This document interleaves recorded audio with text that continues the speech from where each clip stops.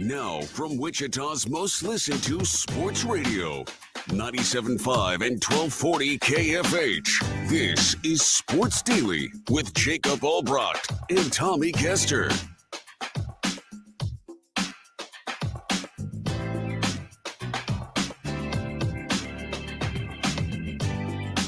All right, welcome in, everybody. It is Sports Daily. Glad to be with you here on this Friday edition. It should be a lot of fun. Feels a little like a calm before a storm because we've got a big Monday coming up to tell you about throughout the show here today. It is Jacob Albracht, Tommy Castor here alongside you. Jad Chambers driving this ship for us, man in that IHOP hotline, which is brought to you by IHOP. 869-1240 is the number to call. We appreciate IHOP's support of the show. We have all kinds of good stuff today. We'll really dig in and set up what we have coming Monday for you. We'll get into the Royals, certainly. It is the day after one of the great holidays on the American calendar. We'll rank them. Where do we put 4th of July? Because we had an interesting discussion, my wife and I and kids, about where 4th of July goes. My wife claimed that it's her favorite holiday, and that surprised me a little bit. I don't think I knew that after about 15 years of us being together, 10 years married, or whatever it is, whatever the number is. I don't think I knew that, but it's a good one. I like it. It's a good thing. Tommy, good morning. How are you? Man, I'm good. I'm tired. Good to be back, though. I am too. I feel like I haven't really seen you a whole lot this week. I took a couple of days off at the beginning of the week and was in a little bit on Wednesday. And then, of course, yesterday was the holiday, but Good to be here. Good to be back. I know we discussed it the other day, but I'm just not a huge fan of weekday holidays when you have to go back to work on the day after. I feel like today should just be another holiday. That would make things a lot easier for me. Well, listen, we could start there. So I agree that I love the holiday. The reason I can't rank it one. Now, the reason for the holiday aside here, obviously, we're not talking about that. That makes it great. That makes it awesome. That makes it better, everything. As far as the holiday and enjoying it itself, I probably would have it at or near the top because the fireworks are awesome. It always means it's the summertime. You're outside. It's a barbecue probably. You've been at the pool. All those things make it great, but you can't guarantee me that it comes for a 3-day weekend. And that's why I've always said the Monday holidays, Memorial Day, Labor Day, those are the ones for me that, as far as celebrating them, really hit home hard. Because I know they come with a 3-day weekend, and I would probably say, Memorial Day because it also coincides with, that'd be Labor Day, the one in September, because it coincides with fantasy football drafts. So, that's another one. And then, Christmas and Thanksgiving are amazing and all those things, but just the good weather 3-day weekend is pretty hard to beat. Well, and that's what you always know about Thanksgiving. You've got Thanksgiving going to fall on a Thursday, but Black Friday is typically another day that everybody has off, and you just kind of know it's built in, as a 4-day weekend at that point. Makes it tough when, I'm sure there are a lot of people playing hooky from work today, I would imagine. But I know that there are people that are, working away today on this Friday and catching up on things. I don't know is there a more, like this year, a more useless work week than this week? Because I'm not sure that there is. I felt like Monday, Tuesday, Wednesday, you had people out left and right, probably summer vacations and things like that. Then you've got the 4th of July. And then really, who's going to be jumping into having a really, productive work day the day after the 4th of July? Let's be real honest about that. Well, TV, where it was a stormy week, which is always busy for the TV live. So it's felt, like a meaningful week in that way. But yeah, the summertime is hard. We've got a home renovation going on right now. And that's really just created this time warp. I don't even know what day it is. It's eating up most of the summer. So that's been a little strange too with the kids, and they're about to pull their hair out. And it's just that is also great. And that's why I'm tired. I'm not tired from a great party. I was tired because I was up all night building furniture. Yes, Chad. Hey, Tommy, I just got it. Yeah. Do you want to take a guess on the number of people I have actually seen here at the Odyssey campus this morning? The number of, because I'm not there. I'm not there right now. I would imagine it might be you, and I'm going to say 2 other people. Yeah, you got it. Yeah. I have seen. It's got to be what you, Steve, and Ted. I'm guessing from KNSS. No, Steve wasn't here. Oh, okay. All right. Yeah. I mean, it's going to be a pretty slow day. Here's a really unpopular opinion, and this might be a little controversial. Ooh, careful. I'm not a big fireworks guy. Not a big fireworks fan. Like, I'll watch them. The big displays. Yeah, cool. Like, it's impressive. I'll watch it. I'll enjoy it. Never been a buying fireworks person. Never been a shooting off fireworks person. It's never really gotten me excited. And I don't, maybe when my kids are a little bit older, I'll get into it a little bit more, but I've never, like, even as a kid myself, all my buddies are like, yeah, let's shoot off firecrackers. I'm like, I'm good. I don't really, doesn't really do it for me. Why is it that you do hate America? Exactly. That's why I knew it was going to be a little controversial. Yeah, I don't know about that. You can't. It's certainly not something you'd want to say. I said it. I'm honest. Listen, I got it. Sitting out and watching fireworks with the kids and hearing, what is that song on the Sandlot? Like all these things. Like, yeah, America the Beautiful, the Ray Charles version that's of that. as good as it's great. Yeah, I did mention I don't mind watching big fireworks. There's not displays. but it's not a don't mind thing. That's an I love watching a big fireworks display in the summer at night. You cannot like lighting them off. I'm okay with that, but you gotta like watching them. I mean, it's fine. It's fine. If I had to, because we've got 2 little kids, we've got a baby that's just over a year old, and you and I were texting last night. We were rolling the dice to see if our kids could stay out late enough to watch the fireworks. And the backup plan was, I'd probably take the baby home, put the baby to bed, and then it's not that big of a deal. My wife loves fireworks. And that's great. It's fine. I take it or leave it. Not the end of the world if I don't get to watch it. It's a lot of fun when they get a little older. I'll tell you that. My kids are now of the age where they're brave enough to maybe light one even, and go have the fun, and maybe not even have to have the head. But they were pretty jacked up last night.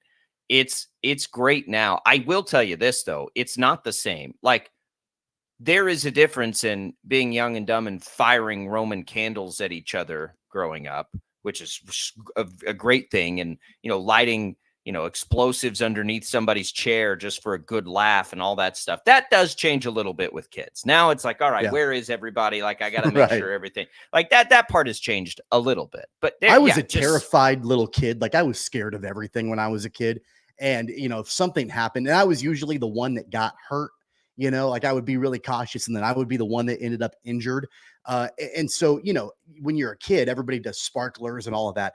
There was one too many times of me, trying to be brave enough to do a sparkler, wearing flip-flops or being barefoot and having, the hot sparkler fall on my foot. And I'm like, I'm done. I'm not into Sparklers this. are the most dangerous firework. There's more sparkler injuries, I believe, than anything. Tommy, now I do understand it. My own group of friends, I wasn't the damage magnet, but my group of friends had a damage magnet.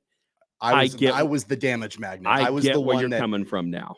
If I always tried to be the most cautious. I'm the one that's like, no, guys, I'm not going to jump off the roof of your house onto the trampoline. What? I'm like, that's just not what I'm going to do. But then I would be the one that ended up getting hurt. Like, somebody would land on me, and I'm trying to be cautious, and I would break my collarbone, things like that. Yeah. My group of friends had that guy. I get it now. I understand, Tommy. You're cool. That's fine. Thanks, Chad. Appreciate your validation. I'm concerned at your lack of, peer pressure give. We've had conversations off the air related to the rabbit hole we went down, about a week ago, of messing with people in the men's restroom and like kicking them into a urinal. And you guys think I'm crazy, but that, like, jump off the roof. Yeah. Shoot a Roman candle at each other. Yeah. Kick each other in the restroom, trip each other. Like, my wife has these conversations with me. She's like, what is wrong with you guys? And I'm like, I don't know. Like, that's what is my just very recently 5-year-old son love to tell us. He has a couple of little things he'll say when we're like, what were you thinking? He's like, that's just the way it is, Dad. Or That's just the way God made me, Dad. Like he's Yeah. like very prophetic in owns his it. reasoning He on owns who bad he is. decisions, but it's the exact correct answer. It's like, I don't know why I did that. Yeah, in retrospect, it is kind of a bad idea. But like, what are you gonna do? Like that, here we are. Like, it's really funny to have these conversations with him because I'm the same way. Most of us, except Tommy, apparently, were the same way, making good decisions. Tried to be safe. Had to be safe all the time. Safety Sam. No, I hope everybody is safe, though. It does scare me more now than it ever did before with kids. Like, there is no question about that. That has changed the experience. But when you can kick back and watch a great display, and it's the weather. When was the last time you had weather as good as you had weather last night on the 4th of July? Perfect. It all was day. Not hot. All day like, was perfect. I didn't even have to shower last night or this morning before the show. Yet I will at some point, maybe. I'm glad I'm not around you. Glad we're but not I didn't in the even same have like location. that's how much I didn't sweat. I'm a sweater. So that was great. You'll see me later today. You'll know. Will you shower before we're going to a party? I have no idea. I'm hopeful We'll you'll see. be clean. We'll and see fresh how for the that day party. goes. Sometimes I sit there and I'm like, you know what? I'm probably gonna get wet at this party. Somebody's gonna like, I don't know if I want to. Is this worth it? You give it the old sniff test. And then you make your way. Now you sound like my wife, by the way, lecturing me. Well, I'm looking out for all the other people at the party, not just I'll tell myself. you this. I grew up on a farm, and in the summertime, I mean, you'd be lucky to get 1 or 2 a week out of me. Like, I was like, I'm not wasting my time with a shower. We got too much to do here today. Now I'm to 1 a day most of the time. That's good. I thought you were going to say like once a week, like your weekly bath. No, I can't do that. Puberty catches up and then you got BO and it's like, oh man, I got to shower. What a waste of time showering is. All right. We're in a weird rabbit hole here. 869-1240. So the Royals lose last night. They lose the series to the Rays. I don't feel as concerned about that as I probably should. We'll take you through the fallout of that series. I'll tell you something 4th of July related that I don't care about this year, and that's the hot dog eating contest. Like, you can't convince me that it's worth my time when I know the best person is not doing it. But there are other things happening. We're maybe getting there's a few trade rumors out there. We'll dig into those in Major League Baseball and how they might affect the Royals. We'll go through the standings. We'll have a giveaway for you today. And we will have other things coming for you. We will also tell you what we've got coming Monday, because I said today feels like just kind of a calm before the storm, because we've got big guests lined up Monday we're excited about. We've got our big launch, our big simulcast launching Monday. We'll tell you all about that. We'll dig into the Royals as we make our way through. Happy 5th of July, everybody. Hope everybody's making it through this work day nobody wants to be at today. We'll be right there with you. Don't go away. Sports Daily coming back.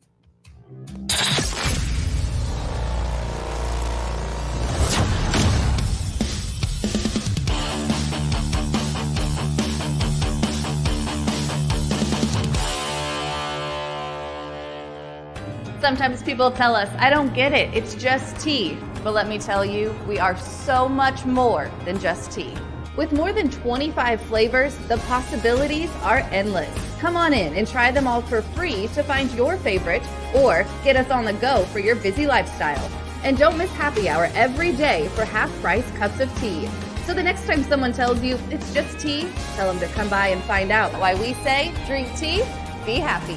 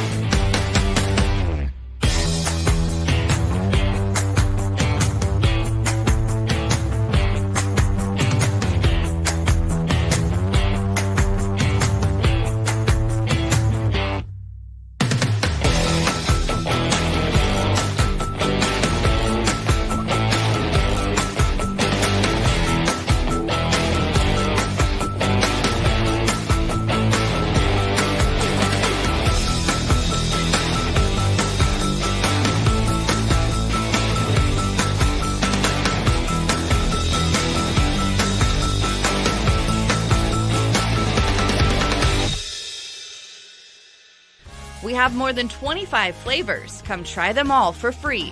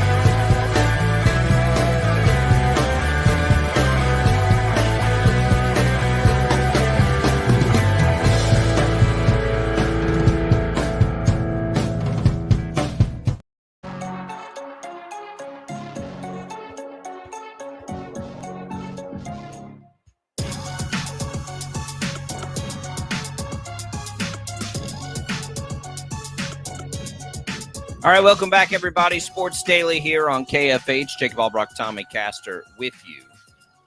It is the final Friday before we launch a simulcast on 12 News Plus. We're looking forward to that. So basically what will happen, and we'll just kind of get you set up here. What will happen is you'll be able to now watch this stream also on 12 News Plus. So it is, if you haven't seen that, we stream a lot of content at 12 News.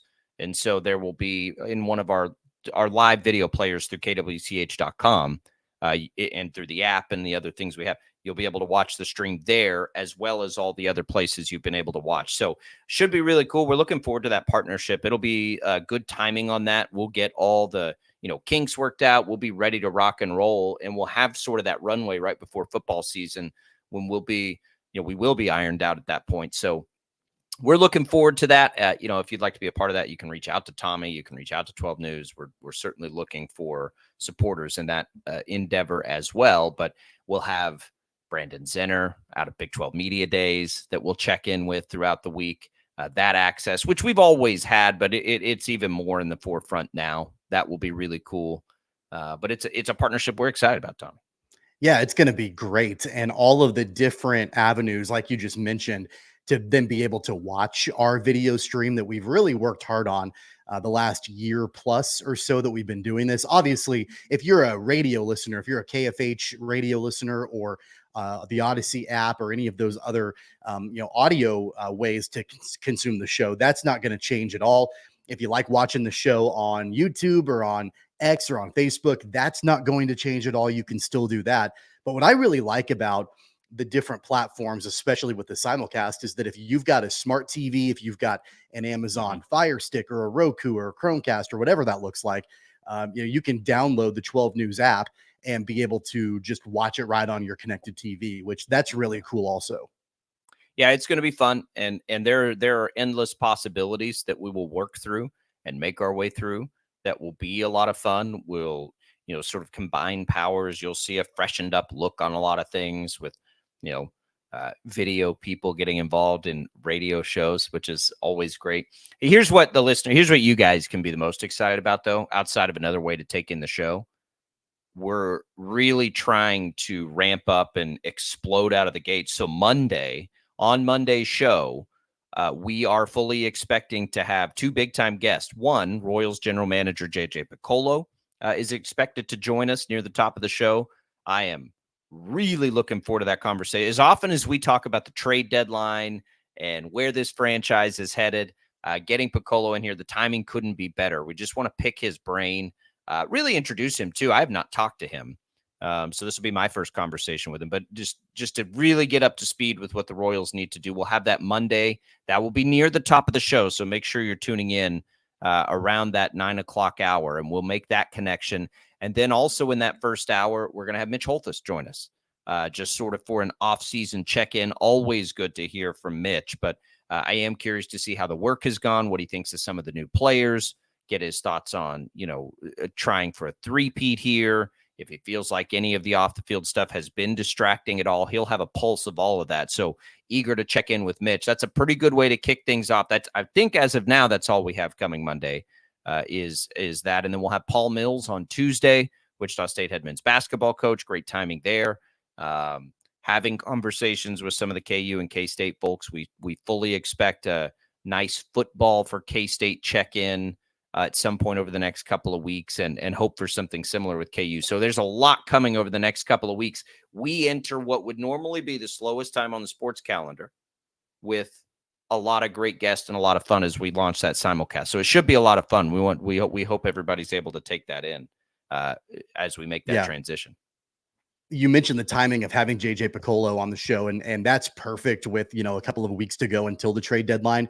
But on top of that, entering into the final week before the All-Star break. And so assessing the Royals at that break, and being able to, pick his brain a little bit on sort of what the direction is, what he likes about this squad, what needs to be improved, and, see if that lines up with what you and I have been talking about for the last few weeks or so about what we think needs to be improved with this team. So I can't tell you how excited I am, not only for the simulcast launch, also to have guests like JJ Picollo, and then of course Mitch Holthus, who is incredible to kick off this new partnership. I can't wait. We still have to look back with Picollo too, because he had one of the better off seasons in Major League Baseball. You won't find one that's been better, I don't think, based on additions making an immediate and sudden improvement. The things that he did this offseason were just incredible. So that'll be a good conversation. We're working out the final details on that. We expect it near the top of the show. We expect that launch near the top of the show. So join us. It'll be fun. It's an exciting time here for Sports Daily, and we just continue to grow it. And we hope you will too. But you can do that. This video stream is available already on Facebook, YouTube, and X. You can share it there. We'd appreciate that. You can always leave your comments for the show there. You can always call into the show at 869-1240. And here we go. We'll be rocking and rolling on Monday. I might have to spiff up my background here. It's been my background since we launched the video stream, and I'm decoratively challenged, you might say. We're working on mine this weekend. It's going to be a little bit more, a little bit more professional looking, I think, by Monday. Yeah, I don't know what to do. Hey, Jacob, where's Macho? He's right there. Right there. Right here. You've got him hidden away. My kids put this beanie on over the weekend. They found that. They were pretty excited about that. Yeah, he's down there. He's hanging. He's hanging in there. But maybe I can find a way to pin him to the wall. That'd be kind of weird, actually. But it'll be fun. It'll be good. All right, Tommy Royals. So they lose the series to the Rays. Alec Marsh does not have a good start yesterday. I don't think. Look, the standings are concerning. We'll get to that in a second. In its totality, though, losing a series to the Rays, even if it's at home, when you don't get Lugo or Reagans pitching in that series, I can live with that.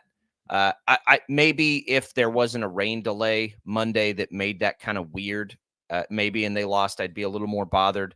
But when I think about the rain delay, when I think about your fifth starter giving you a bad start occasionally, I don't think it bothers me too much. What bothers me is basically everybody else in the playoff chase won yesterday. So now you look at a situation in the standings that bothers me.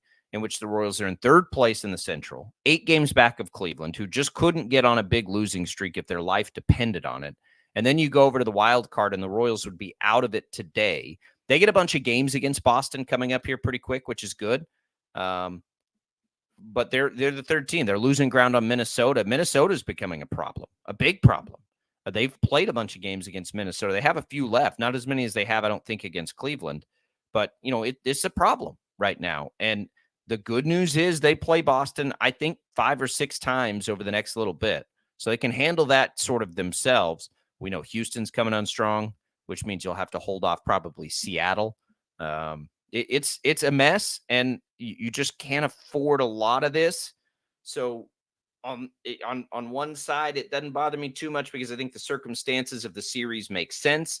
But on the other, this is sort of what I think they're going to be dealing with the rest of the way. Like, that's always kind of going to be the case. There's too many teams. I don't know that I don't think 90 wins is going to get there this year. I think it's going to be 92, maybe. It's hard for me to imagine with all these teams and the circumstances that there aren't going to be at least those wild card teams aren't going to be at least at 91 wins. It just feels that way to me.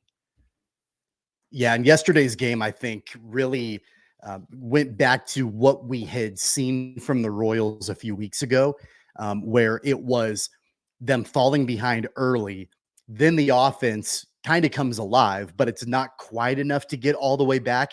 That had sort of been the theme for a while. Then it moved into a theme of just the Royals couldn't hit.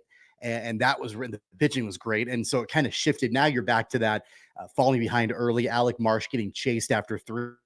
And then really the middle of the game, the middle of the bullpen didn't pitch well yesterday at all either. Carlos Hernandez had a bad inning in 2/3. Will Smith didn't look particularly good. Nick Anderson didn't look particularly good. Now, I'm not super concerned about those 3 guys because they're not right now, the way the bullpen stands, really the high leverage relievers for the Royals. They're more like you fall behind early and you try to, have them come in and just to hold things where they are. And they didn't do that, obviously.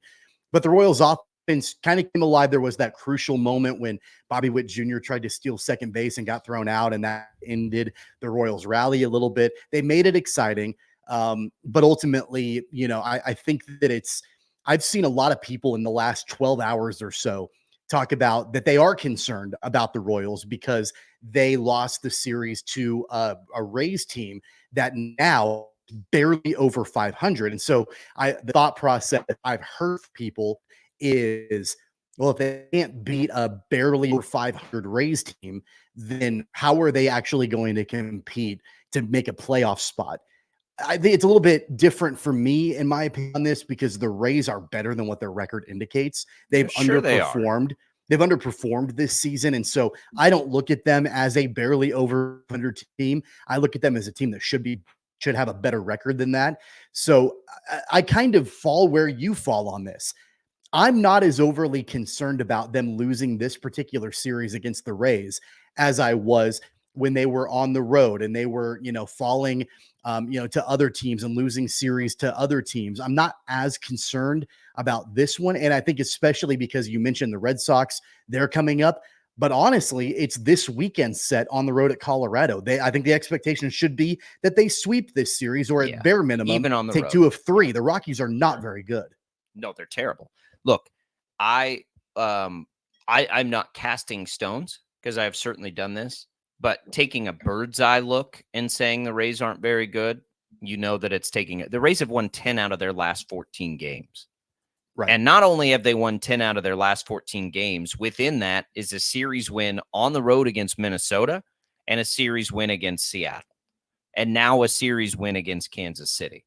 So Tampa started slow, but Tampa's not a bad team. Tampa's not even a 500 team. Tampa's a good team that started slow, much like Houston, right? Much like Minnesota, much like a lot of these teams in this race. Good teams that start slow don't make them bad teams. Yeah, I think they've come alive. They've come alive. Looking at records sometimes, especially in baseball, is a fool's errand. You have to look at basically, like, what have you done over the last 2 weeks when you come into a series against a particular team? or you'll be fooled. Now, there are some situations like with the Rockies. Yeah, that doesn't matter. Rockies are not good. They're not. They've never been good this year. They're not going to be good. That's different than the Rays. So when you look at the schedule, you have to consider some of that, right? When you're paying attention to that. The easiest way, if you're a casual Royals fan, the easiest way to do that is just to go to any of the baseball standings, right? And then all you got to do is go in there and look. They all tell you what these teams have done over their last 10. Okay, so the Rockies coming in right now are 3-7 in their last 10. Okay, they're bad. They've been bad. They're playing bad currently. That's a series you shouldn't be too worried about. You go look at a team like St. Louis, St. Louis is only 4 games over 500. Do you remember how poorly St. Louis started the season? That means they're white hot right now. You got to play St. Louis like that. And then after that, it's at Boston. All these games are on the road, by the way. These 8 games are on the road.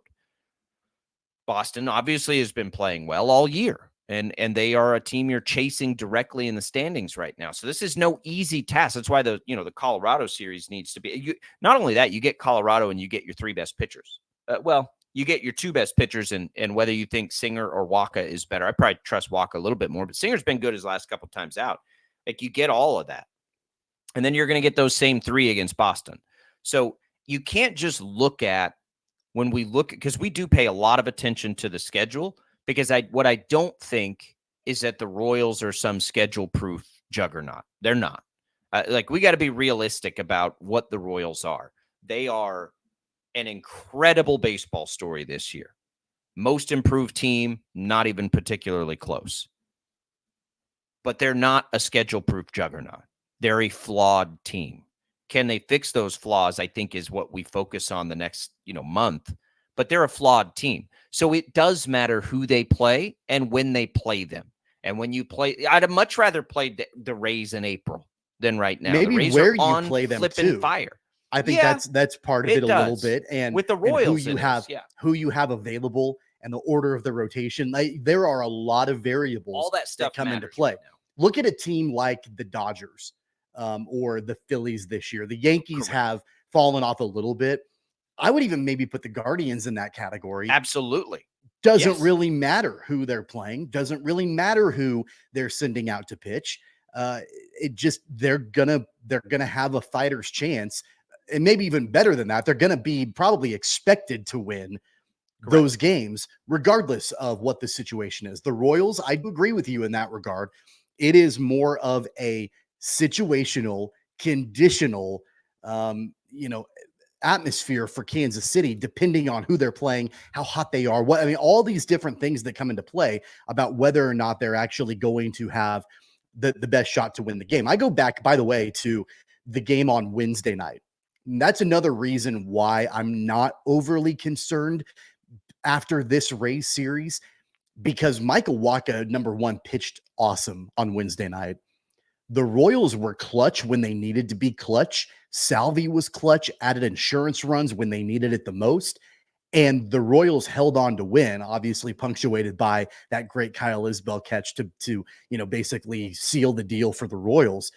But that was, to me, that was the kind of game that I look at and I say, that's an October baseball game.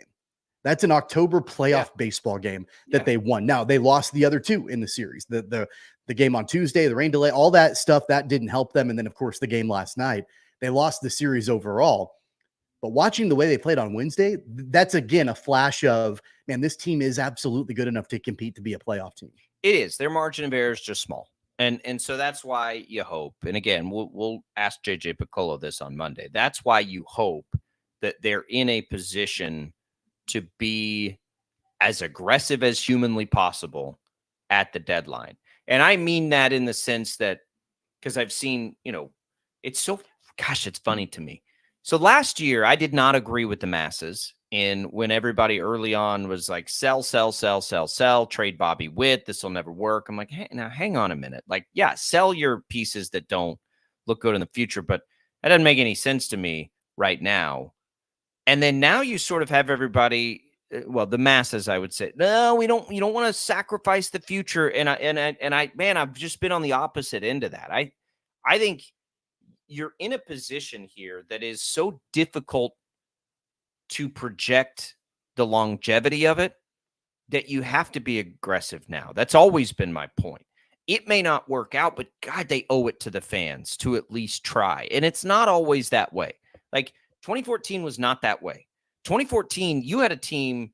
I mean, I don't know how many of those guys, 7, 8, 9 of those guys were young, coming into their prime, under control. Like you had a core there that you weren't really going to mess with, right? They really don't have that right now. They have Bobby Witt Jr., they have Salvi. Listen, I'm going to give him his flowers because Vinny Pasquantino is finally starting to come to form this year. They have Vinny Pasquantino. That's kind of it in the lineup, right? That's like if you told me what 3 players in the offense would you build around, it would be those 3. And I'll concede on Pasquantino. I hope he's awesome. Again, I said that a million times. Out of the bullpen, how many of those bullpen arms are sure things? Because I would say 0 of them, right? Like none, not one. Like you don't have one that you're like, that's a dude that's going to be there. I would say none of them. There's a couple that I feel like the ceiling is fairly high, but as far as there's just a couple that are the reliability isn't always there for and the long-term usage, right? Like when in 2014, you probably had 4 guys in that bullpen that you were like, these are going to be those dudes for a while. And they were. In the starting rotation, you have basically 5, right? That's the strength of this team. We know that. You at least have 4, and you have them all for this season and next season. Okay, that's it, right? And so I want you to imagine a future, and this is a very real possibility, that next year you might be trading Lugo, Waka, right? You might have to trade Singer. He's going to be coming up near the end of his deal. You might have to trade those guys because everything hadn't lined up and you were in contention like they are this year. And that's a very real possibility. And if we're being honest with ourselves, if they're not in contention at this point next year, those will be the moves to make because they'll be able to return a ton. So if you think about that, that means this is the year. They're in a position to do it now. They're in a position to compete. They have all the pieces. Now is when you add because you might have to tear it down next year. Ladies and gentlemen, that is a very real possibility because what do you think the chances are after next year they can bring back Lugo, Waka, or Singer? You might be lucky to bring one of those guys back because they're going to be really expensive based on what they're doing right now. This is your window. Like this year is the way, and maybe next year. I think next year probably you can add into that those too. Guys. But I would tell you that the planets have aligned for them in a lot of ways. Health-wise, there have been a lot of things that have gone their way this year that could very easily not go their way next year. So you just have to be really careful with talking about building for the future. What future? There's not a lot there. So it's in front of them right now. Like right now.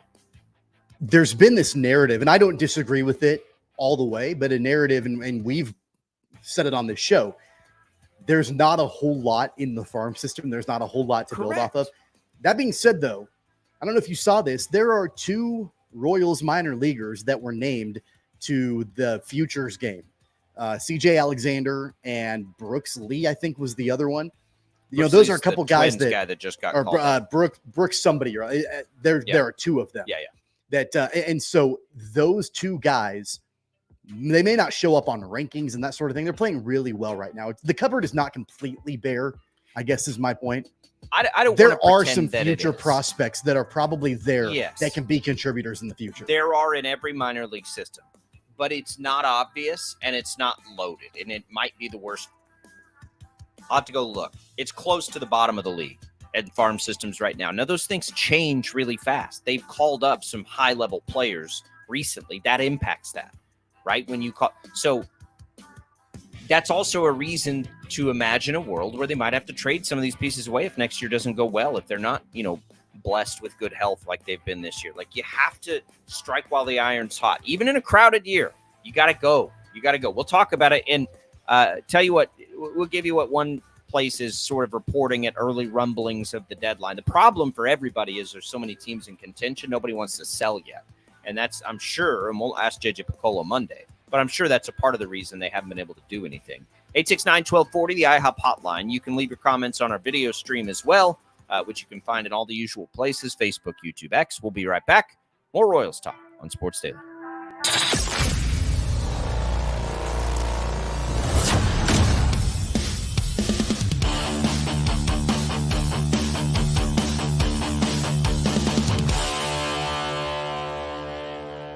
Sometimes people tell us, I don't get it, it's just tea. But let me tell you, we are so much more than just tea.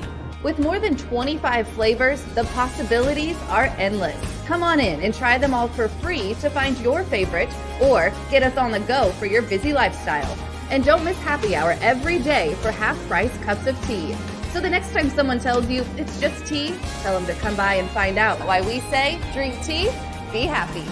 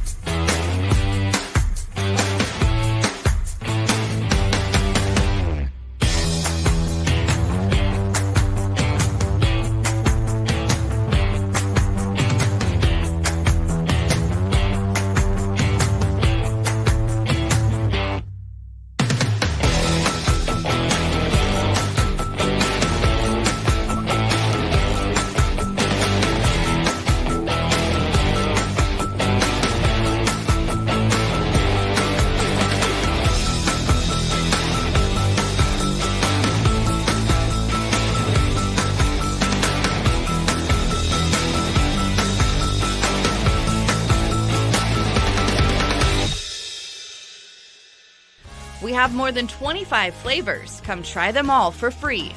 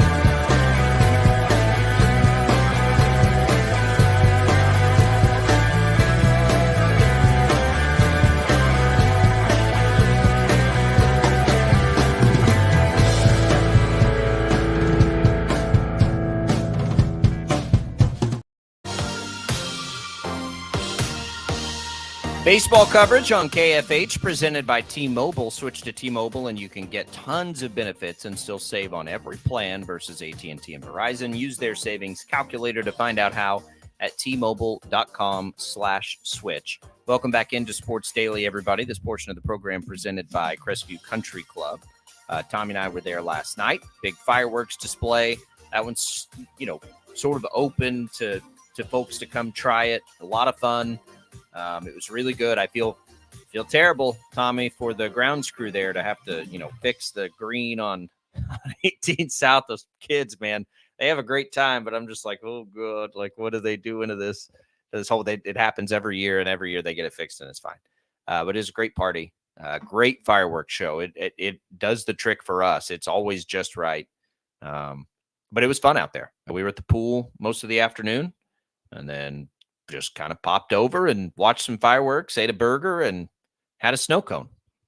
Yeah, it was a great day. I mean, we talked about the weather at the beginning of the show and how perfect it was. I got to go play golf yesterday morning, which was nice. We didn't have a show yesterday, so had that opportunity to go and do that. And big group of guys golfed yesterday, and there was a moment fairly early in the round. It was overcast. The wind was coming out of the north.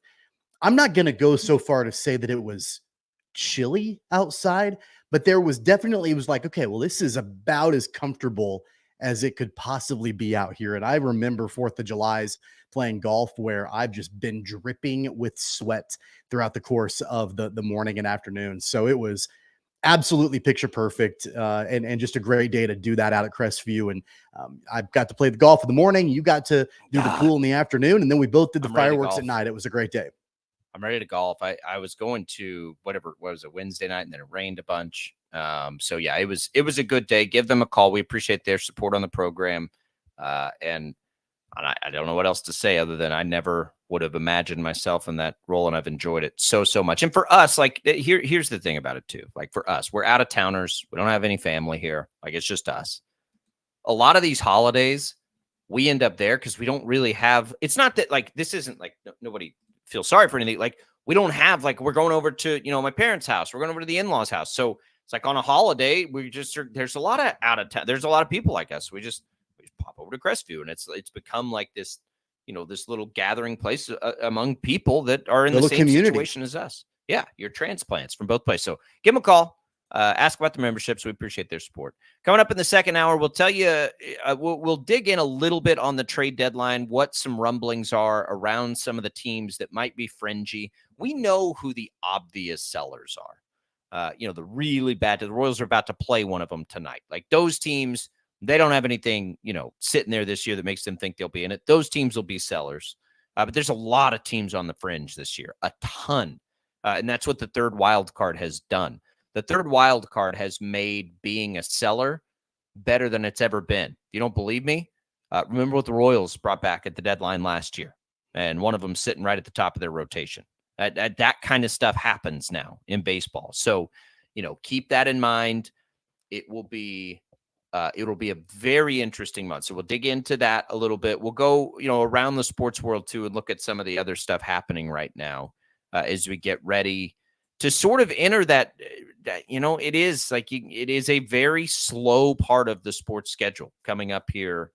Really, it kind of gets going with the 4th of July. So that does give us a chance then to dig into some other things. Want to talk about, the Big 12 media poll again a little bit, Tommy, with the you here early in the week. There's a lot of little things. I want to talk about Missouri trying to counter Kansas on getting the Chiefs and Royals. That's been interesting. We haven't spent a lot of time on yet this week, as they've got rumblings over on that side of the border. So we'll do it all in the second hour. Your chance to win some HTO coming. We'll get you that opportunity and how you can do that in the second hour as well. Stick with us here on Sports Daily. And by the way, on your way into work and you want to keep listening, you got to get out of the car here, no problem. The Odyssey app, Odyssey.com, the place that you can do that very easily. I just talked to a great listener, manages the Lowe's out there on Kellogg, telling me he listens to us in podcast form. That's how he takes us in. Odyssey app, listens to us that way. So shout out there to that fine gentleman. And you can do the same thing. It's okay if you're not with us live. Take us with you wherever you go on the Odyssey app. We'll come back. Sports Daily, hour number 2, coming right up.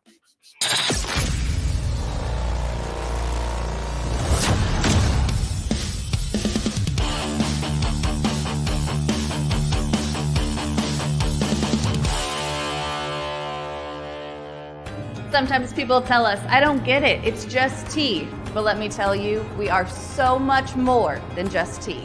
With more than 25 flavors, the possibilities are endless. Come on in and try them all for free to find your favorite or get us on the go for your busy lifestyle. And don't miss happy hour every day for half-price cups of tea. So the next time someone tells you it's just tea, tell them to come by and find out why we say drink tea, be happy.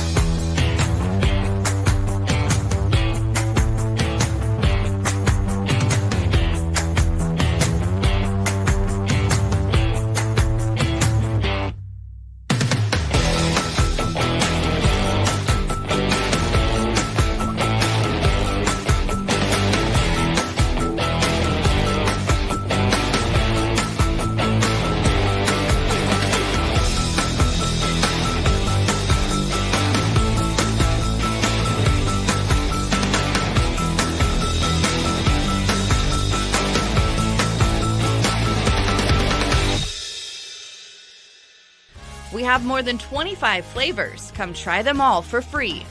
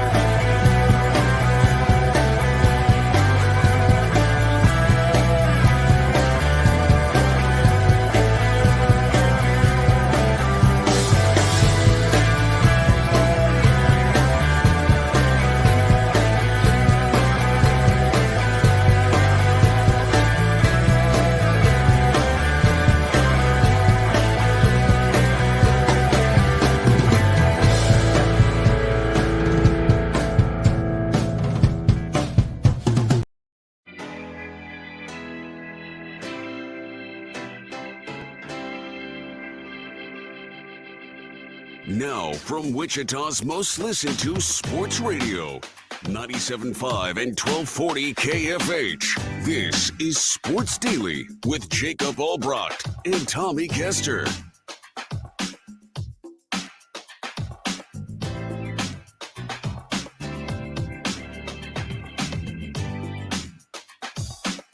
All right, welcome back, everybody. It is Sports Daily. Jacob Albracht, Tommy Castor with you on this Friday. Doesn't feel like a Friday. What on earth? Like, what day is it? I don't know. I don't know what today is. For 1,000 reasons, has been as confusing a week as there was a day this week, like I was just like totally off on what day it was, like ready to like go do something that I normally would do on a Saturday.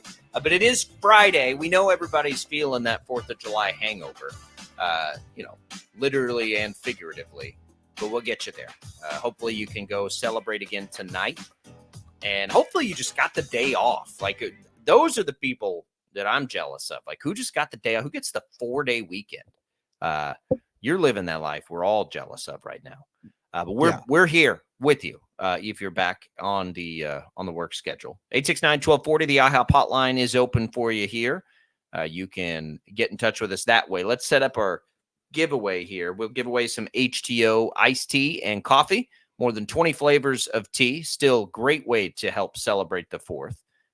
That is available at East Wichita, West Wichita, and in Derby. You can also get some free rain coffee if you come by the East location or down in Derby. All you got to do for that is text the keyword T, T-E-A, to the short code 20357. That's T to short code 20357. You can enter once a day. Message and data rates apply. Good luck, everybody. Tommy, let's look at the trade deadline. So CBS Sports puts out some rumors here. And here's what they have. Just we know who the sellers are, right? The obvious ones are there. If you just look, it'll be the Rockies, it'll be the Marlins, it'll be the A's, the Angels, and the White Sox. That's all we know right now. That's a pretty short list. We think Toronto could enter that mix. And that'll be really interesting if they do that. Detroit, with the same record as Toronto, I would say is very much on the fence. Texas would be very much on the fence. I'd be pretty surprised if Texas sells anything. You'd have Washington on the fence, and this is sort of that next tier. Pittsburgh would sort of be on the fence probably at this point. And everybody else is kind of around 500, and you wouldn't be able to make any proclamations. So CBS Sports says the Mets will be focused on buying. Which is interesting, but they've gotten real hot. So the Mets would be focused on buying, according to CBS Sports. The Reds are in purgatory. They don't know yet. They're going to see how this goes for another week or two. And a team like the Reds has the luxury of waiting. And then you get the Angels already listening, according to Fansided, on a closer who's been pretty good this year. 3 ERA. 27 strikeouts in 27 innings. He's got the things that you would like to see out of a closer. And, so pay attention there because that is something the Royals could use. So that's what's out there right now. And then everybody else is sort of with the Reds, I think, Tom. They're just kind of in purgatory, wait and see mode. And there'll be a lot of those teams with really good assets if they choose to be sellers. Yeah, one of the teams I think that we really keep our eyes on over the next couple of weeks, the Boston Red Sox, for obvious reasons. We know that the Royals are playing them a handful of times over the next few weeks. They're in that purgatory stage right now too, where they're, in the wild card mix, but they could fall out of the wild card mix with their schedule over the next few weeks. And there were rumors even as early as, I think, before the season started or within the first month of the season, that they were more than likely going to be sellers if things did not go well for them. So now they're kind of in that holding pattern. Like, will they be a playoff team? Will they not be a playoff team? The next couple of weeks, if they can fall out of that, and the Royals will have a huge hand in that if the Red Sox end up becoming sellers. There are a number of players on that roster that could end up being pretty attractive trade candidates. And there's a couple of bullpen pieces too that the Red Sox have that they could look at moving if they end up falling out of playoff contention. I mean, I don't think there's any chance that they fall out of playoff contention now. I would imagine. They could. They could. I mean, think Boston's- of the number of times. Think of the number of times they play Kansas City over the next couple of weeks. If Kansas City can, get some games over them, then they could easily fall out of that wild card race. And but then they're 8 games. They're 8 games over 500. I do think a part of this, and maybe I'm wrong. Maybe we'll have time to ask JJ Piccolo this. I don't know, because it gets a little bit into the weeds. But I am curious, from when there are so many teams like there are this year, and this is it. Like I have sort of tried to think of this more as a race against yourself to a certain number of wins, only because when there are so many teams in it, it feels too early to try and look at what your, games back of any particular team. When there are, when we look at the American League right now, there are going to be, for all of the wild card spots, for all 6, you're going to have at least 10 probably teams competing for that. It's pretty hard to try and keep up every day with what each one's doing. Boston would certainly be in the mix of that. I almost think you just have to think of it as like a race against yourself. Are we going to get to whatever we think? What's the number? Let's say it's 92 wins. I think that would be safe. So it's sort of this race to get to 92, because what's happening is when there are so many teams, you may have great series against Boston, and then you have a bad series the next week. Boston has a great series, and they're right back in the mix. Like it sort of happened with Cleveland, right? Cleveland, you go out and yes, we took 3 or 4 against Cleveland. Then you lose the next series. Cleveland wins 2 or 3, and you lose another game. So I just think there's too many teams at this point in it to look at it that way. And it's almost like, okay, on the flip side, we do this with the Royals all the time. Are the Royals capable of getting to 92 wins? Yes, they are, right? Despite everything else said, everything else aside, yes, they can. Boston has to feel the same way. Seattle has to feel the same way. Houston certainly does now. Minnesota certainly does. But Minnesota's 2 games better than Boston, I believe, in the standings. Tampa would feel that way.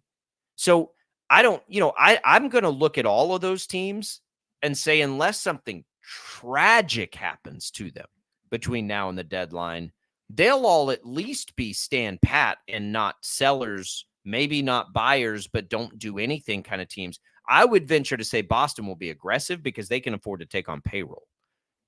I think all of these teams are probably going to be buyers to some degree. The only reason that I bring up the Red Sox is because it was pretty clear at the beginning of the season that they could potentially be aggressive as sellers if the season didn't particularly go their way. Like that was, I think, more that they were talked about more as sellers even before the season started than maybe any other team in Major League Baseball. Now, of course, there are more clear sellers that are out there. And then there are some teams that, could potentially play their way out of being a seller. I know you mentioned, some of these teams that are very clearly going to move players. But I look at a team like, how about the Chicago Cubs, for example, who have underperformed this year? They've got some fairly attractive pieces that I think they could get a pretty nice return for, players like Cody Bellinger and others on that roster that they could easily move. It's just going to be a matter of, are they interested in being that aggressive and being sellers, or do they think that they could still play their way, into some kind of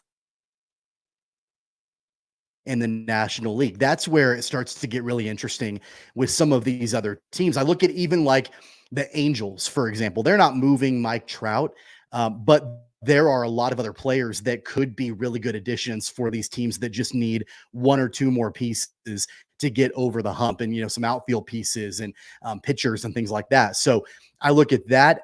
I think the most likely player, if we're going to talk about the Royals, that could end up being in Kansas City by the trade deadline, somebody like Tommy Pham. And, the White Sox are god awful, and they could move him. That's not a very expensive move for Kansas City. I think that would be an upgrade piece for Kansas City in the outfield. I'm still not on board with that thought that you have to go out there and be uber aggressive if you're JJ Piccolo. But I do think if you can find some fairly affordable pieces like a Tommy Pham, could end up being a nice upgrade. I don't think they can be aggressive because I don't think they have what it takes to be aggressive. So I don't think it matters too much. I'm more curious about like how much volume do they have an appetite for? You're going to try to add a bat and a reliever to, like that kind of a thing. Mike Trout, if he makes it back for the All-Star break, if he gets healthy enough to play a couple of games before the deadline, you want to talk about Boston?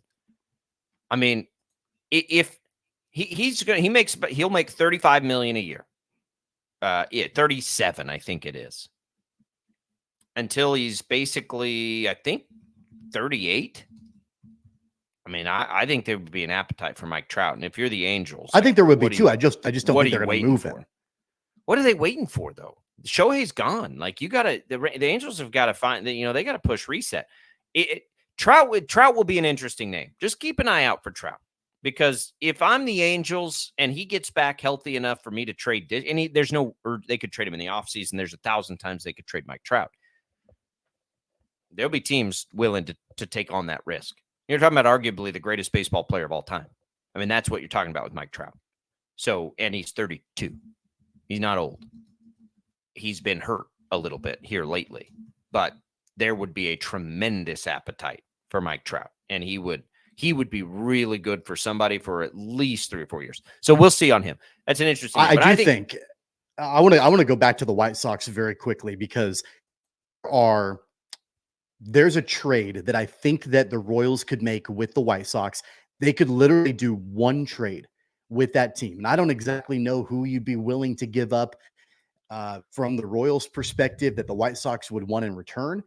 But you could basically take care, maybe not take care, but at least improve some of those holes that we've talked about in one swoop. If you can get Tommy Pham and, Michael Kopech, their closer. If you get two of those, like both of those guys, then at that point you've got an outfield bat and you've got a bullpen piece. And I think those guys are probably going to be moved. Garrett Crochet also is somebody that is intriguing that the White Sox could potentially be one move. of the hottest names on the deadline. I mean, he's got, that fastball up over 100 miles per hour. That's kind of what his calling card is. So if you could get, either Kopech or Crochet, you're not getting Pham in a deal. They're not getting Crochet. You could get Crochet. He's going to be one of the bigger names traded. He's too good. I'm just thinking, like, how can the Royals maneuver a trade with a team like the White Sox if they want to try to address two different places in one trade and get it done, and you don't have to go worry a bunch of other things? Crochet's whip, Tommy, is under 1. His ERA's 3. Yeah. He's going to be one of the bigger names. He's 25 years old. If they trade him, then go out and get their closer. Then it ain't gonna be the Royals. Michael Kopech. I don't know that Kopech's not. I mean, he's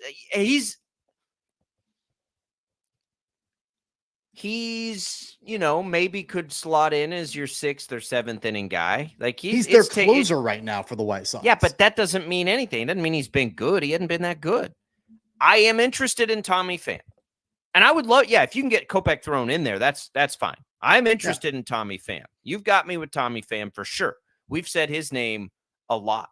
Just somebody who's productive, right, at the plate is what you could get with Pham, and a veteran who's been there and done all these things. And if I recall, and I'd have to look this up, I believe he's been a pretty good playoff bat in the opportunities he's had over the years, I think. I would take Pham. I'm telling you right now, Crochet is going to be like one of the blockbuster guys. Another option could be, I think we know that the Marlins are going to sell. You could try to work out some kind of trade where maybe you're getting their closer, Tanner Scott, and somebody like Brian De La Cruz. Like that's, an outfield bat that you could potentially acquire. Both of those guys look to potentially be dealt by the Marlins. I'm just trying to think of how can you maneuver this if you're JJ Picollo in one trade, as opposed to having to go and work with multiple teams and, try to address your issues in more than one trade. I don't know if that's realistic or not, but that would be the way. If I'm going to make a trade, if I'm Picollo and I'm going to try to figure out a way to improve this team in this window this season, then I'm going to look at, players and teams where you can maybe try to get it all done at once. I don't think that's possible, unfortunately. So Tanner Scott, great name, been good now for 2 years. You got to think about who's trading him, the Marlins. The Marlins are different than the White Sox. The Marlins aren't going to be looking for salary dumps. They don't have any expensive players. So they're going to be in a position where they're going to want prospects back.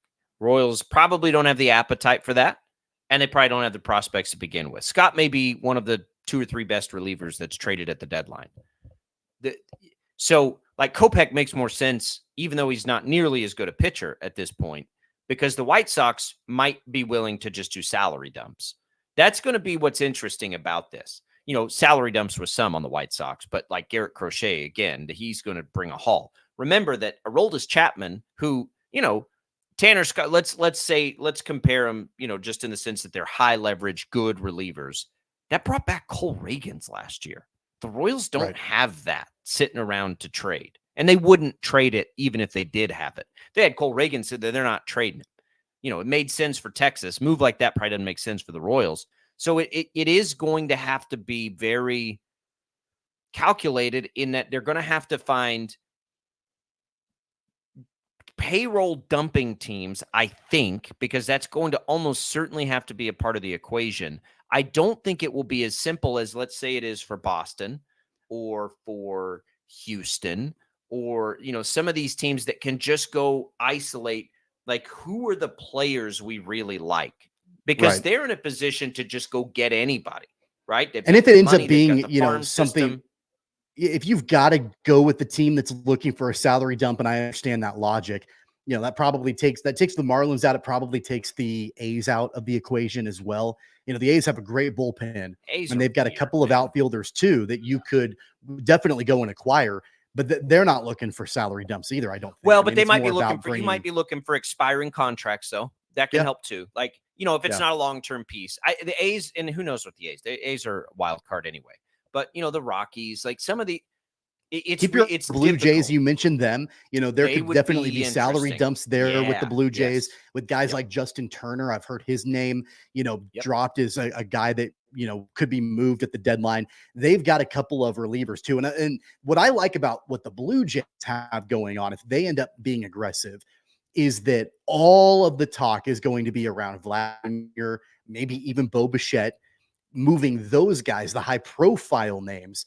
The Royals, I don't think they're not going to be in on either one of those guys, but you can kind of work behind the scenes on some of these other pieces that the Blue Jays have and not have to worry about all of the, you know, high focus on Vlad and Bo Bichette.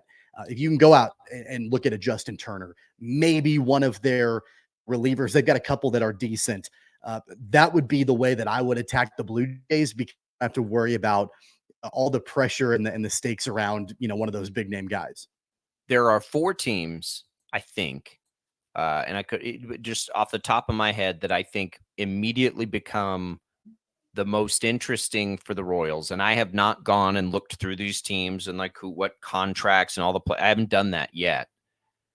Toronto, the White Sox, the Angels, and the Cubs would be the teams I'd be looking at real hard and scouting like crazy right now, because they're either out of it, real close to being out of it, and they're teams that can be salary dumping teams that are looking to do it. And so, you know, like, maybe they're just more interested in getting prospects too. That's hard to predict. But teams that are about to like start over, in a lot of ways, probably you could do them a favor by just taking expiring contracts, taking like rentals. Like, honestly, the Royals, and you know, we used to talk about the rentals in such a negative light, but this is sort of a year where a rental would probably be right up the Royals' alley. Like, what I'd love to have a rental right now if all it cost us is money. And I think you got to look at those teams. Now, you could get into some of these teams are bad financially anyway. The Marlins would certainly classify there. The A's would certainly classify there. Who knows what they're willing to do? I would certainly call on Tanner Scott. You know, I don't know what his, I'm going to look this up real quick, what his contract looks like. But you know, he's on a 1-year deal. Is that right? Or is that just an arbitration year? 2 seconds. Yeah, it's an arbitration. So he's an unrestricted free agent. So maybe he could come, right? Because they know they're not going to bring him back anyway. So make the calls.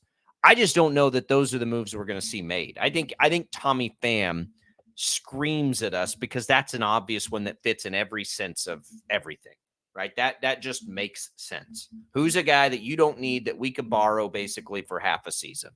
And I'm sure that, the Cubs and the Angels have those guys too. The Angels closer might be a great candidate, Estevez. He's not as good as Tanner Scott, but he's probably a whole lot more affordable. And that's a team that may be real close to needing to completely blow that thing up. It will be fascinating. We will have the conversation with JJ Piccolo on Monday and see exactly what they're thinking. My guess is they're waiting like everybody else because they're too jammed up right now and there's nothing that they can do. I also think that there is a priority. If you can get, and I know an outfield bat is definitely the direction I think offensively that the Royals need to look at. An added benefit and potentially a big time added benefit is if whoever that outfield bat that they add can also lead off, because that continues to be a recurring issue for Kansas City, whether we're talking about Michael Garcia or Nick Lofton. Neither one of those guys are hitting right now. Matt Quatrero is allergic to putting Bobby Witt Jr. in the leadoff spot. That's just, I'm off of that soapbox because it's not going to happen. He's not going to do it. He would rather have Michael Garcia or Nick Lofton strike out every time they go up to bat than put Bobby Jr. in the leadoff spot. I just don't know who else you put in there. So if you can acquire a rental and outfield bat that can also lead off, I think that checks all the boxes right there. And that's probably not Tommy Pham. So I don't know if that ends up disqualifying the 36-year-old Tommy Pham, because I don't think he's a leadoff guy, at this point in his career. So I don't know. I think that would be an added benefit that you absolutely need to look at. It'll be fascinating. Maybe we'll ask Piccolo about that leadoff spot. Maybe he has thoughts. I don't know. We got other things. Isn't it infuriating? Just I saw a stat last night that Nick Lofton, in his last 40 plate appearances, 3 for 40 in his last 40. Michael Garcia, 5 for his last 63. Those are the two guys that you're trotting out there batting leadoff. Tommy, it's been infuriating for me since, I don't know, every day of this season to not be leading off Bobby Witt Jr. He is Acuna. He is Trout. Yep. He needs to be leading off. He needs to be leading off. I mean, obviously, my opinion on that hasn't changed. 869-1240. All right, Royals fans, we can go back to any of that, revisit it if you'd like. We'll move forward. Let's look at what Missouri's doing to try and keep their teams. I think it's interesting. They're trying. I don't know. I don't know if it's going to be good enough. We'll have that when we return on Sports Daily.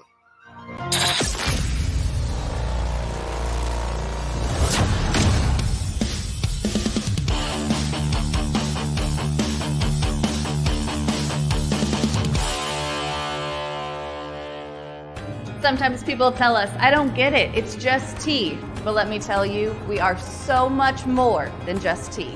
With more than 25 flavors, the possibilities are endless. Come on in and try them all for free to find your favorite, or get us on the go for your busy lifestyle. And don't miss happy hour every day for half-price cups of tea. So the next time someone tells you it's just tea, tell them to come by and find out why we say, drink tea, be happy.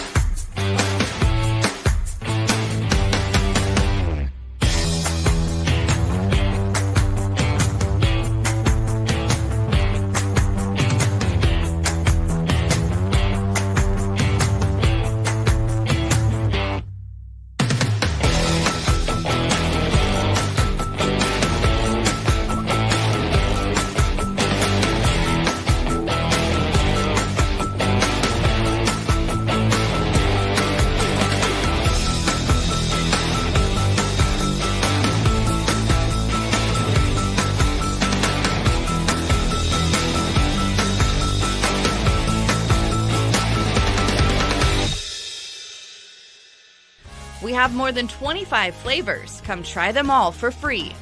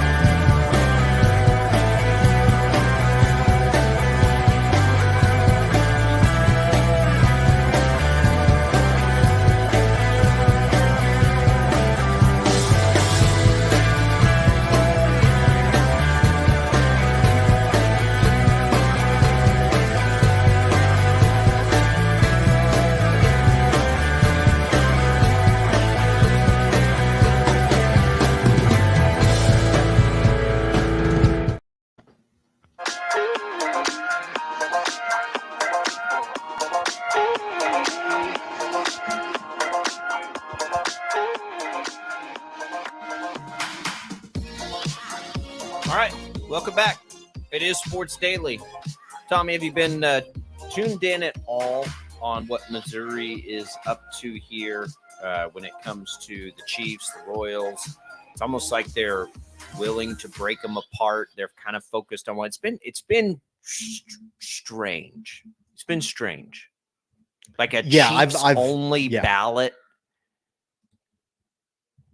Yeah, it's weird. I mean, what they're trying to do, and I get it. I understand, like they're at this point, it's kind of, I don't want to say that they're flailing, or it's kind of a Hail Mary kind of situation. But at this point, I know that at least from a political capital standpoint, like these lawmakers in Missouri need to try to do everything that they can to salvage this, to try to figure out a way to fix it, because I think even all the way up to the governor of the state, if they end up losing these two teams, I think that's gonna look bad on what the lawmakers of that state are trying to accomplish. So I get it. I get why they're sort of, I don't know if they're in panic, might be in panic mode at this point, but trying to do something to figure out a way to keep those teams. It feels to me like they're punting on the Royals.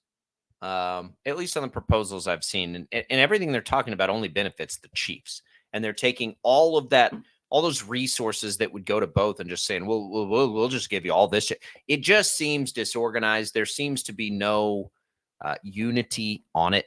People don't agree. I don't even think there's a real appetite for it among the fans, because they know there's not a real threat to lose the teams to another area because they can just go to Kansas now. I think that honestly dilutes the appetite for Missouri to keep it. Kansas has played this very well.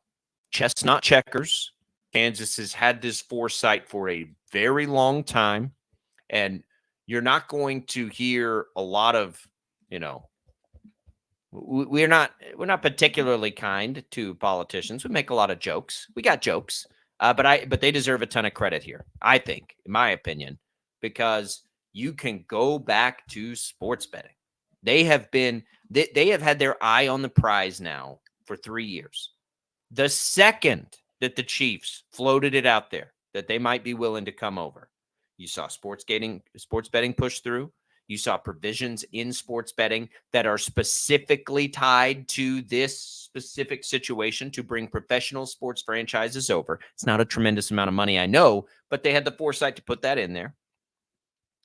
You've seen the disorder. You just sort of get your ducks lined up here, okay? And then all of a sudden the vote goes sideways. Boom, Kansas is on it instantly. They're on it with an offer that Missouri can't match, quite frankly, without just doing something absolutely ridiculous and stupid, which maybe they're willing to do. I don't know. The Chiefs are sitting back here just, evil man in the chair with their fingers counting their money because somebody's going to give them a ton here. We've seen a lot of what Kansas is willing to offer. Not all of it, because they don't want to play their hand to Missouri. Now Missouri's got to counter it unless they just come way over the top. Like, if you're the Chiefs and you have seen this level of dysfunction, wouldn't you just want to do business with Kansas anyway? So much more organized, so much more united. It's not a partisan thing. So you actually see lawmakers do what they're supposed to do and not just blow smoke. Like, they've set this all up. And whether you think it's the right decision or the wrong decision, logistically speaking, they've laid it right there for them. Yeah, and I think that part of the challenge with Missouri, and Carson, the governor of Missouri, said this, that he anticipates having some kind of aid plan in place by the end of the year. So first off, there's a couple of issues with that. Number one is the timing of it. Kansas now has a several month head start because they're now in a position to negotiate directly with the Chiefs and the Royals right now, since that was, passed in the special session and Laura Kelly signed off on it and all of that. They can now negotiate with these two organizations starting now and moving forward, where Missouri probably won't know their numbers and what that aid plan looks like until the end of the year, is what the governor said just a few days ago. Number two, so the timing is one. Number two is the fact that it's going to require legislative approval, this aid plan for Missouri and what they're trying to put together. And we've seen the way that state government operates when it comes to sports betting. They've not been able to get that wagering plan done in the state of Missouri basically every time that it's been brought forward. So if they can't get that done, I have a hard time thinking, unless there's a panic button set and everybody is like in unison that they're going to do this, I'm going to believe it when I see it, that the state of Missouri can actually get their crap together to be able to pass this by the end of the year. And I think that the governor of Missouri might be a little overly optimistic that something will be put together. People also just, they think that a team is not, they would never do that. I think there's some of that. They'd never go over there. They're not going to go over there. Of course they would. They would. Let's just look at a list of NFL stadiums right now. Okay. Allegiant Stadium is technically in Paradise, Nevada. AT&T Stadium for the Dallas Cowboys is in Arlington. Okay. The Commanders Field, which is what it's called, Washington, they're in Landover, Maryland. You've got the New England Patriots, which is not really qualified because that isn't a real place anyway, right? But you've got the Buffalo Bills playing in Orchard Park. You have the San Francisco 49ers playing next. Santa Clara. Santa Clara. Yeah. You have two New York City teams playing in New Jersey. You have the two LA teams playing in Inglewood. You have the Phoenix, Arizona team playing in Glendale. So, I mean, look, and it happens in Major League Baseball too, right? Like this is the same thing in Major League Baseball. Like, they don't care. They just Texas need to be Rangers, within driving distance. Your Texas Rangers, their old ballpark was named the Ballpark at Arlington, and they're the Dallas Texas Rangers, right? Correct. Yeah. So, I mean, come on, like, this sort of thing happens all the time. If you don't think that the Royals or the Chiefs would move to Overland Park, or like they absolutely would go across the border and do something like that. It's less, it happens less in baseball because so often you get these stadiums downtown.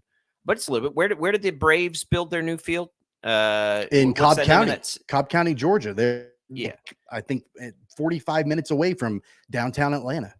Isn't that where, on a separate note, isn't that where the Big Boss Man hailed from? Cobb County, Georgia. Cobb County. I think you're right. I believe that's correct. Where did the Big Boss Man hail from? I'm pretty sure it was Cobb County. There's a definite wrestling reference there. I got this is gonna drive me nuts. Marietta, Georgia. I think he said Cobb County. Yep, there he is. A former corrections officer in Cobb County, Georgia, the home of the Atlanta Braves and the Big Boss Man. One of the great characters in pro wrestling history, by the way. Love the Big Boss Man. But anyway, it's just not out of the realm of possibility that they come over at all. Like, I wouldn't, like, I there was a point where I was 50. I think I'm more than 50-50. I just don't know why the Chiefs, especially the Chiefs, would want to mess with that mess that is Missouri governance right now. Not just this.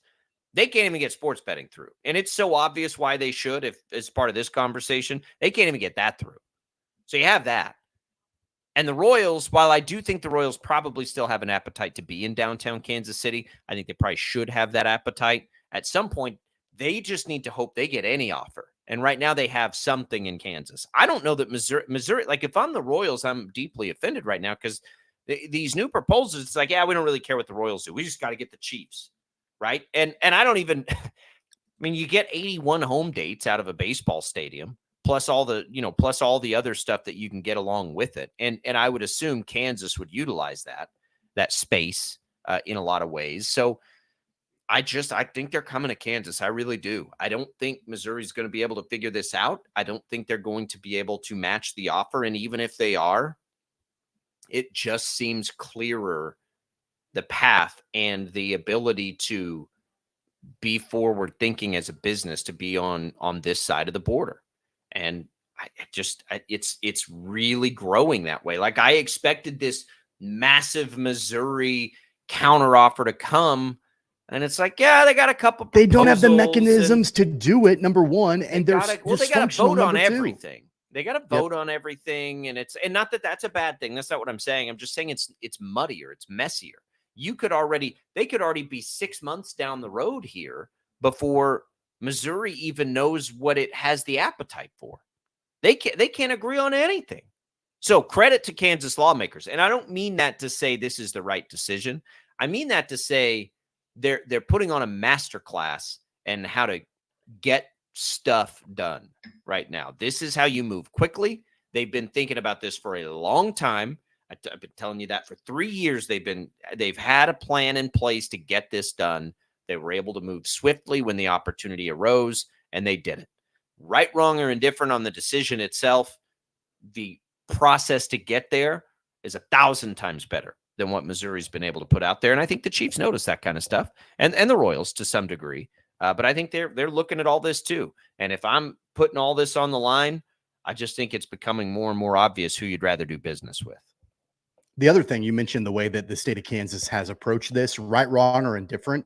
Not only has it been a masterclass as far as getting things done, it's been a masterclass in creating the story that they're coming in as the saviors to keep these two franchises in that metro area. Like, hey, if Missouri can't do it, if the voters won't pass it and get it done, let us step in. Let us be the saviors of this so we don't lose our sports franchises in the Kansas City metro area. Whether or not that's actually the truth or not, like from a narrative perspective, they've crafted that beautifully. It is kind of the truth because Missouri is dysfunctional, and the way that this all has played out for them, that's all true. And would these two franchises leave for another market in general? Yeah, I think if the price was right, they would. Especially the Royals, I think would do that in a heartbeat. But I do think that from the storytelling perspective, that's been done really well too. Yeah, it will continue to be compelling. We're probably by the end of the year I would imagine, know the answer on this, and we can all move forward and not worry about it anymore. But then we can really worry about the things that matter, like what the stadium might look like, and all those kinds of things. 869-1240. You can weigh in on that if you'd like. We've got other things. We'll preview specifically tonight's Royals game. Let's take a look and see if there's any bets we might like. I kind of on a heater right now in baseball betting, Tommy. And I might need to let that ride a little bit. You can't back away from a heater. We all know that. 869-1240. We'll come back. More Sports Daily right after this.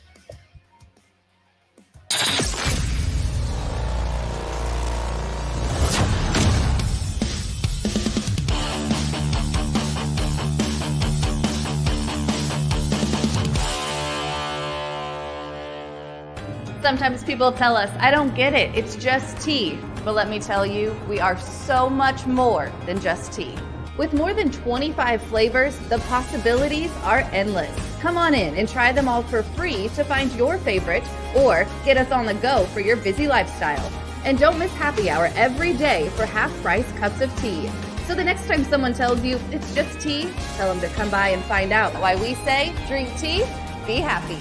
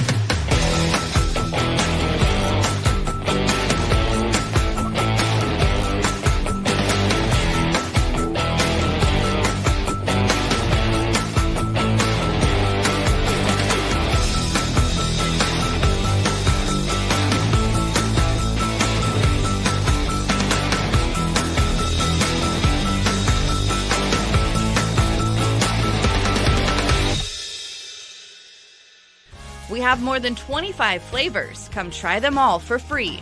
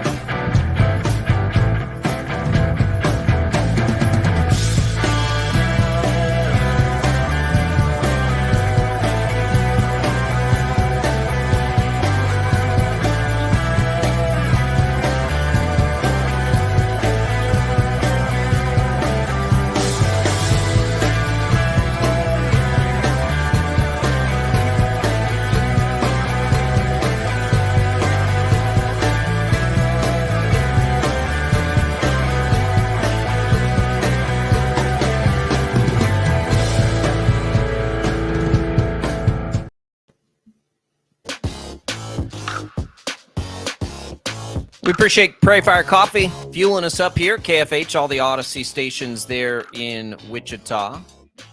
Thank you to Prairie Fire. It's an extra coffee morning.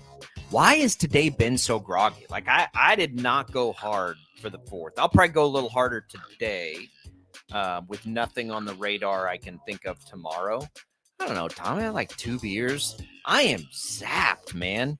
And maybe it's just because I'm old and like building furniture every night just wipes me out physically. But I just feel drained today. It was a long day. We moved into a new place earlier this week. That's why I was out Monday and Tuesday. And so it's been tiring, long days. And, we hired movers. So that was good. But man, we moved on Monday. And if you recall back on Monday, it was hot that day. Tuesday was as well. Those poor movers. I mean, they're like in their 20s and they're fit guys. They're built for it. But they were dripping wet, and it was a hot day for them. So I'm glad they were doing it and not me. I tipped them well. It was rough. So the problem is for me on this front. One, if I never see another Allen wrench, I'll be very happy. You know how that goes when you're trying to build this stuff. And so my hands are fried. But they're going to come and install some, but you know this, and we're both like-minded in this. We were not blessed with patience. So lecture I got from my mom basically my whole life. What was her famous saying? And this just like in the most annoying mom way, she would always say, patience is a virtue. Catch it if you can.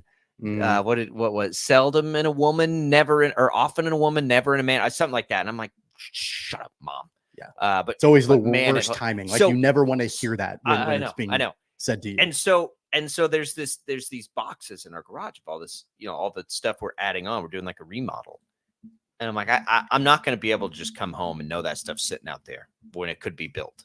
Maybe somebody else would, but that would add, 3 or 4 days to this project, and I'm ready for it to be done. It's like, I'm just going to bring that stuff in and start building it. And lo and behold, I'm glad I did, because, there's missing parts on some things. I'm like, oh my God. But yeah, we're getting old, man. We're getting old. It's a very sad day. But we'll go party like we're 21 again here probably tonight. We'll get a little more festive. Do a little of our own firework popping. I'm just going to bring him over I'm going to throw black cats at Tommy all night. Now that I know he's leery of firecrackers, I'm going to tell my kids to take those little poppers, and I'll keep throwing them at Tommy. Everybody, where's the smoke bomb? We need to have fun here. That's going to be a quick way for me to go home early tonight. Don't say that. It'll be fun. We're looking forward to the night. It'll be a good party. And this, I'm going to need the full weekend to get ready for Monday. By the way, if you missed it, Monday, we are starting a simulcast with 12 News Plus, 12 News Connected.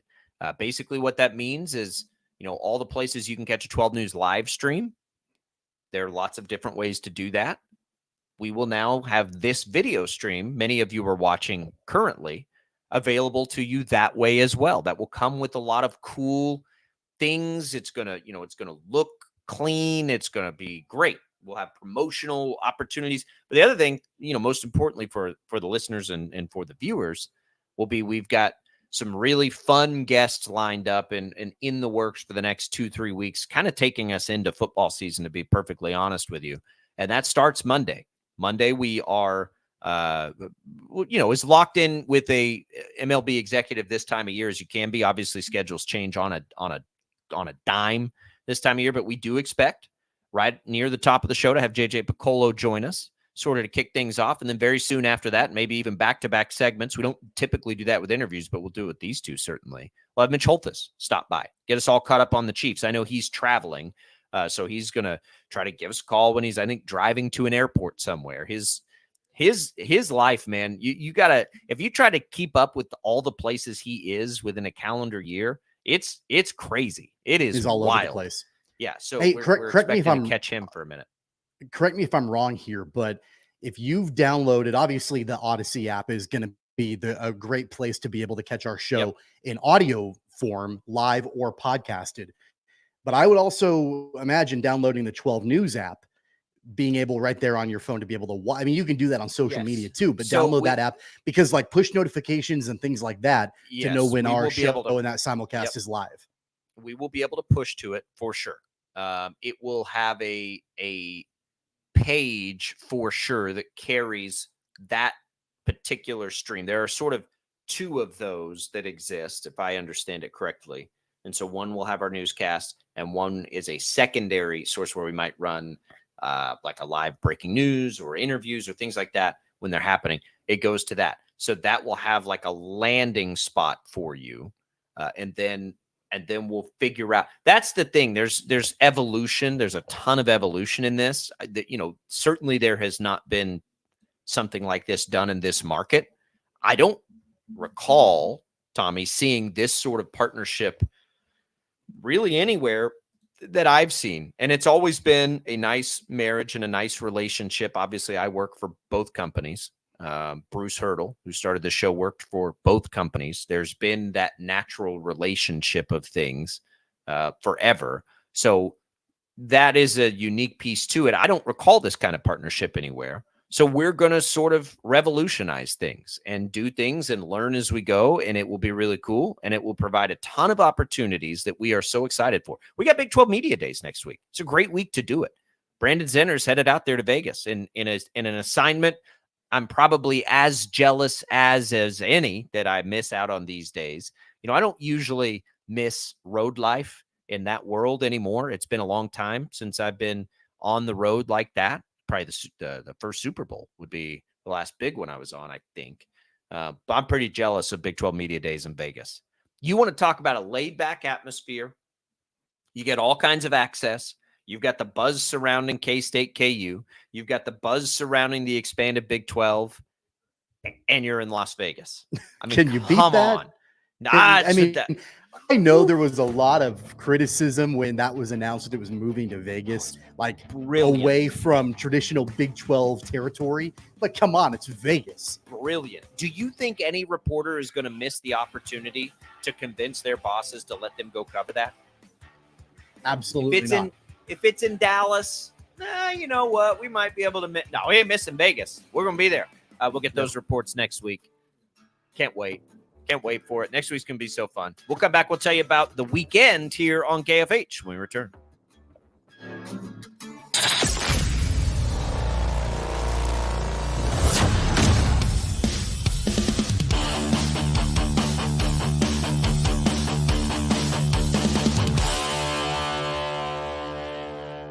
Sometimes people tell us, I don't get it, it's just tea. But let me tell you, we are so much more than just tea. With more than 25 flavors, the possibilities are endless. Come on in and try them all for free to find your favorite or get us on the go for your busy lifestyle. And don't miss happy hour every day for half-price cups of tea. So the next time someone tells you it's just tea, tell them to come by and find out why we say drink tea, be happy.